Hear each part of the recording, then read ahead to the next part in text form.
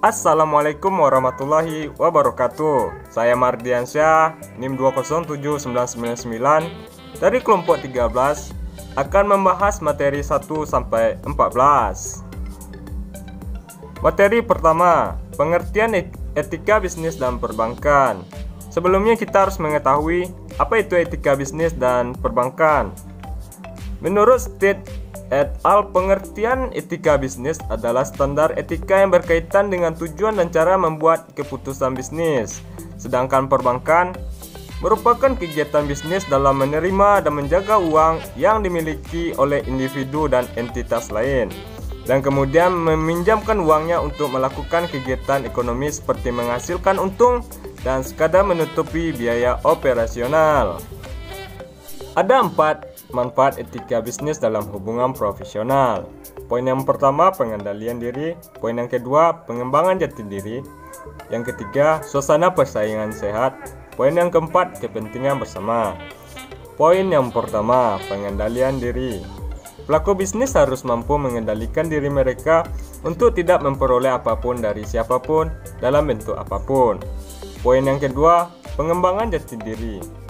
Setiap pebisnis dapat membentuk sebuah jati diri perusahaan sehingga akan memberikan dampak yang cukup besar bagi perusahaan, seperti matangnya konsep bisnis perusahaan sehingga membuat bisnis dapat berjalan dengan lancar. Persaingan bisnis yang ketat baik terjadi pada internal atau eksternal perusahaan. Hal tersebut dapat diatasi dengan sehat jika memiliki kesadaran atas etika bisnis serta tanggung jawab yang baik saat akan menjalankan suatu bisnis. Poin yang keempat, kepentingan bersama. Dengan kesadaran etika pada tiap individu akan berdampak pada pelaku bisnis untuk lebih memperhatikan kepentingan bersama daripada kepentingan individu. Materi yang kedua, etika bisnis selaku pemikiran filsafi. Secara tradisional, pemikiran falsafi terbagi 2 bentuk kegiatan rasional, yakni bersifat analitis dan berbentuk sintesis. Poin pertama, bersifat analitis. Filsafat meneliti secara terinci makna istilah-istilah, keberlakuan argumentasi, sifat, serta asumsi yang membagi-baginya dalam komponen-komponen. Poin yang kedua, berbentuk sintesis. Para filsuf menyusun suatu pandangan menyeluruh yang menggabungkan dan mengintegrasikan berbagai masalah satu sama lain, serta sejauh mungkin membuat semua bagian-bagian dari pengalaman kita menjadi jelas dan terang, menghubungkan pertemuan ilmuwan, seniman, dan pengalaman manusia pada umumnya dalam suatu kebulatan yang dapat dimengerti. Materi yang ketiga, pengambilan keputusan etis. Berikut beberapa cara pengambilan keputusan. Yang pertama, menentukan fakta-fakta. Yang paling penting ketika kita mengambil keputusan agar sesuai, yaitu mencari dulu fakta yang sesungguhnya terjadi dan bukan hanya sebuah opini saja. Yang kedua, mengidentifikasi para pemegang kepentingan dan mempertimbangkan situasi-situasi dari sudut pandang mereka. Di sini kita dituntut untuk bisa melihat dari sudut pandang orang lain. Maksudnya, jangan hanya melihat dari satu sudut pandang saja, melainkan harus mempertimbangkan juga dari sudut pandang yang lainnya. Yang ketiga, mempertimbangkan alternatif-alternatif yang tersedia, juga disebut imajinasi moral. Setelah itu, menentukan fakta-fakta dan melihat sudut pandang yang lain. Sudah saatnya kita mempertimbangkan alternatif yang ditemukan. Yang keempat, mempertimbangkan bagaimana sebuah keputusan dapat mempengaruhi para pemegang kepentingan. Membandingkan dan mempertimbangkan alternatif-alternatif berdasarkan yang pertama, konsekuensi, yang kedua, kewajiban, hak, dan prinsip, dan yang ketiga, dampak bagi integritas dan karakter pribadi. Yang kelima, membuat sebuah keputusan. Setelah banyak mempertimbangkan dan pemikiran, saatnya kita buat keputusan berdasarkan apa yang ditemukan. Yang keenam, memantau hasil.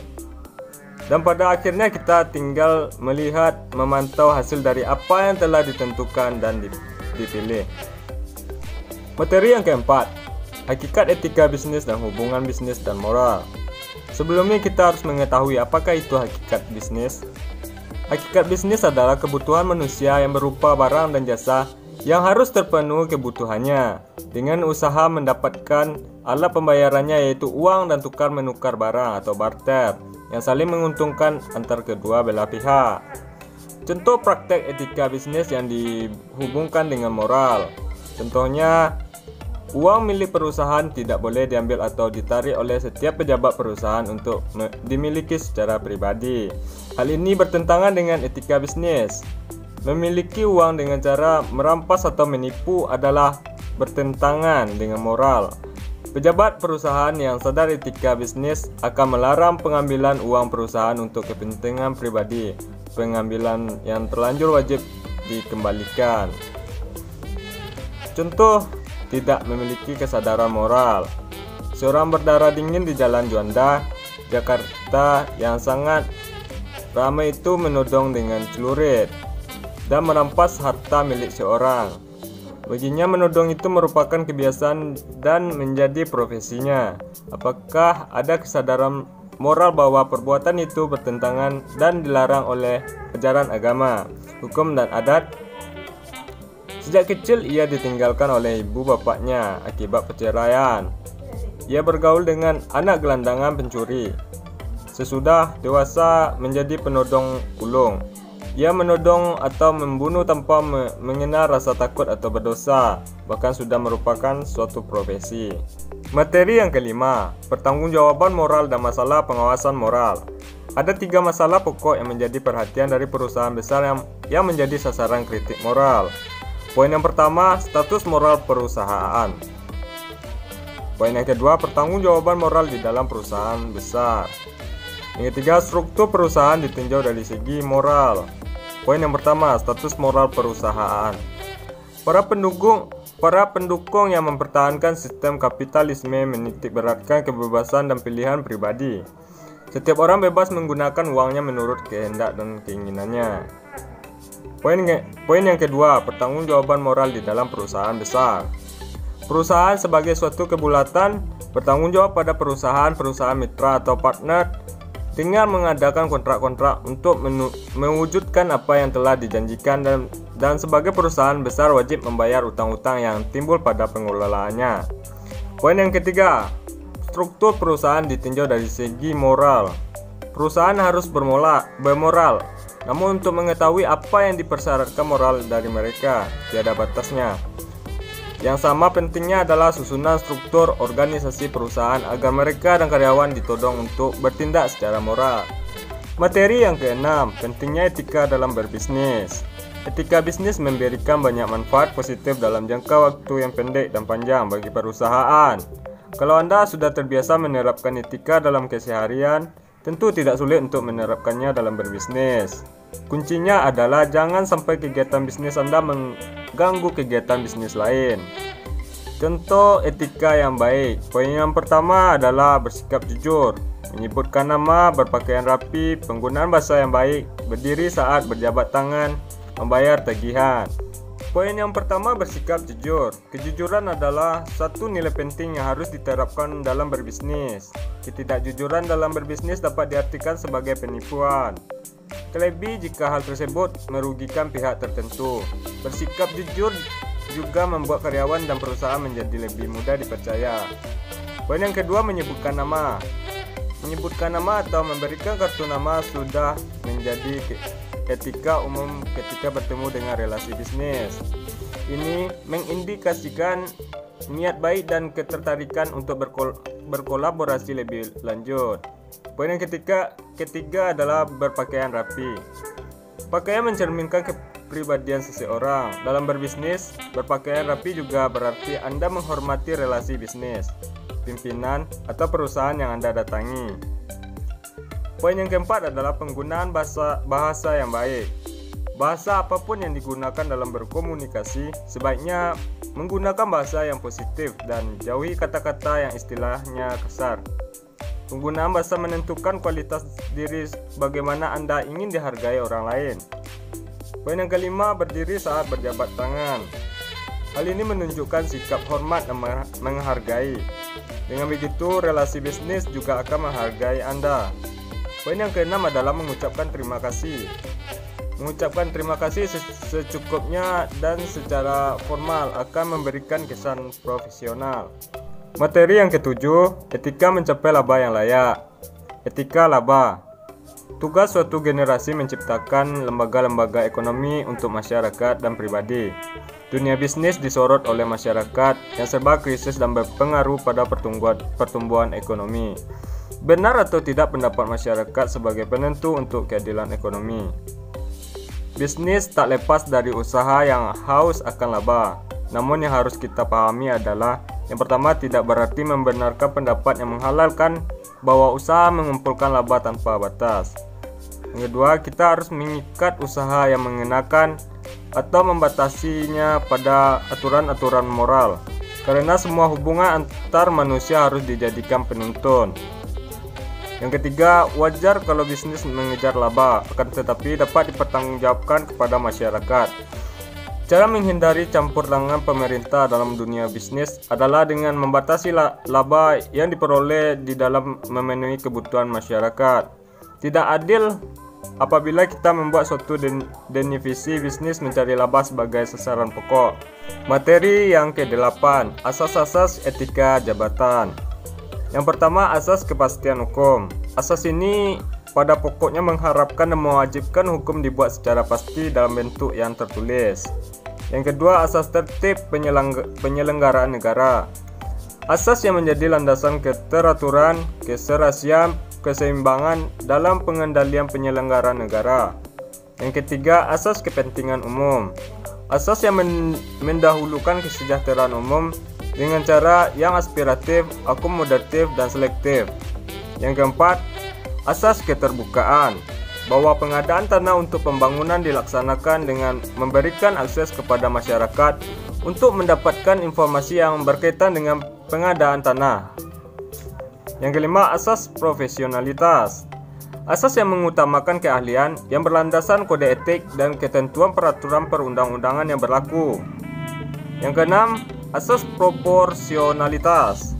Asas yang mendasari pertukaran hak dan kewajiban para pihak sesuai dengan proporsi atau bagian masing-masing pihak sesuai dengan hak dan kewajibannya. Materi 9, etika perbankan. Apa itu etika perbankan? Etika perbankan merupakan suatu norma sopan santun dalam menjalankan usahanya dan merupakan prinsip-prinsip moral atau nilai-nilai mengenai hal-hal yang dianggap baik serta tugas dan tanggung jawab unsur-unsur untuk mewujudkan hal yang baik dan mencegah hal yang tidak baik.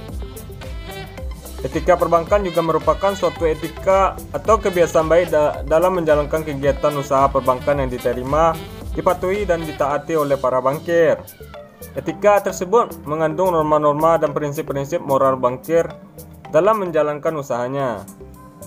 Kode etik perbankan ialah suatu aturan permainan sebagai norma para bankir yang merupakan sopan santun dalam menjalankan usahanya. Materi 10, integritas dan wibawa bankir nasional.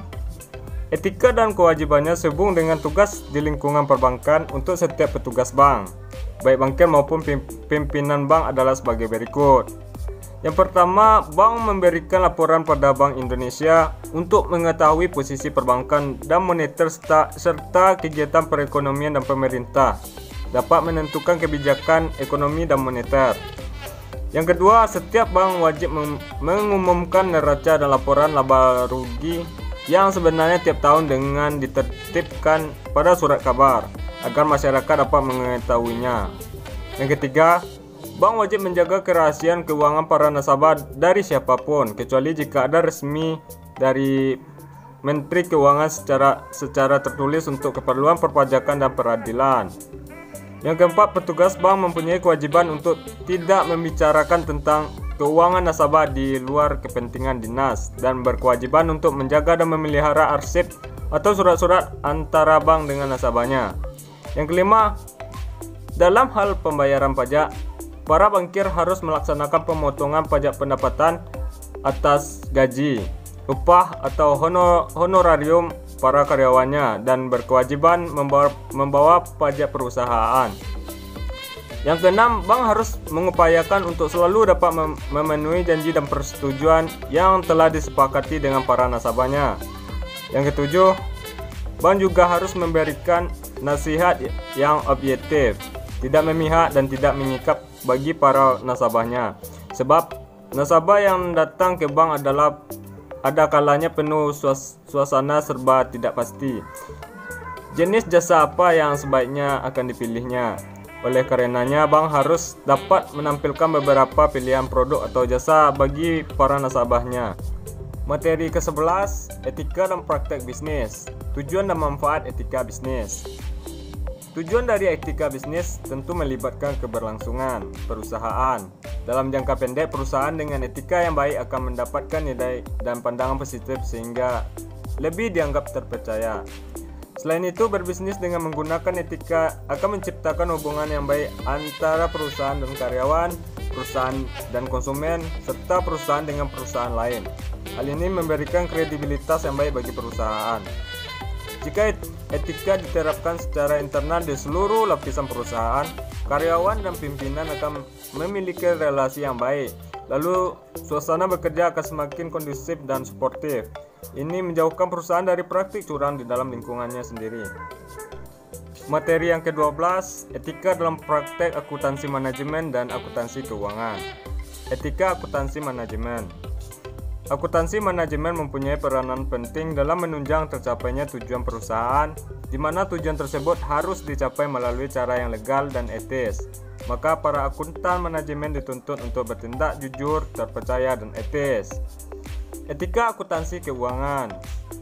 Akuntansi keuangan merupakan bidang akuntansi yang mengkhususkan fungsi dan aktivitasnya pada kegiatan pengolahan data akuntansi dari suatu perusahaan dan penyusunan laporan keuangan untuk memenuhi kebutuhan berbagai pihak, yaitu pihak internal dan eksternal. Oleh karena itu, tujuan akuntansi keuangan adalah menyediakan informasi kepada pihak yang berkepentingan. Maka laporan keuangan harus bersifat umum sehingga dapat diterima oleh semua pihak yang berkepentingan. Materi yang ke-13, etika profesi akuntansi. Sebelumnya kita harus mengetahui apa itu etika profesi akuntansi. Itu merupakan suatu ilmu yang membahas perilaku perbuatan baik buruk manusia sejauh yang dapat dipahami oleh pikiran manusia terhadap pekerjaan yang membutuhkan pelatihan dan penguasaan terhadap suatu pengetahuan khusus sebagai akuntan. Prinsip-prinsip etika yang tercantum dalam Kode Etik Akuntansi Indonesia adalah sebagai berikut. Yang pertama, tanggung jawab profesi. Setiap anggota harus senantiasa menggunakan pertimbangan moral dan profesional dalam semua kegiatan yang dilakukannya. Yang kedua, kepentingan publik. Satu ciri utama dari suatu profesi adalah penerimaan tanggung jawab kepada publik. Yang ketiga, integritas. Integritas adalah suatu elemen karakter yang mendasari timbulnya pengakuan profesionalitas. Yang keempat adalah objektivitas. Prinsip objektivitas mengharuskan anggota bersikap adil, tidak memihak, jujur secara intelektual. Yang terakhir, kerahasiaan. Setiap anggota harus menghormati kerahasiaan informasi yang diperoleh selama melakukan jasa profesional dan tidak boleh memakai atau mengungkapkan informasi tersebut tanpa persetujuan. Materi yang ke-14, mengelola risiko etika dan manajemen krisis. Risiko etika. Risiko etika merupakan suatu kemungkinan dilanggarnya etika yang disebabkan oleh ketidakmampuan perusahaan atau institusi dalam memenuhi harapan stakeholder. Supaya suatu organisasi tetap dapat bertahan hidup, perusahaan dan profesional wajib menjalankan manajemen risiko etika. Secara singkat, pengertian manajemen risiko etika adalah tata kelola yang menunjuk kode etik sehingga dapat meminimalisasi ketidakmampuan perusahaan memenuhi harapan stakeholder. Dalam menerapkan manajemen risiko etika, terdapat beberapa tahapan yang harus dilakukan oleh para investigator perusahaan, yaitu yang pertama, mengidentifikasi dan menilai risiko etika. Yang kedua, penerapan strategi dan taktik dalam membina hubungan strategis dengan stakeholder. Yang ketiga, akuntabilitas sosial dan audit akuntabilitas sosial dimaksudkan untuk mereview perkembangan yang seharusnya terbukti benar dalam memutuskan apa yang harus diukur.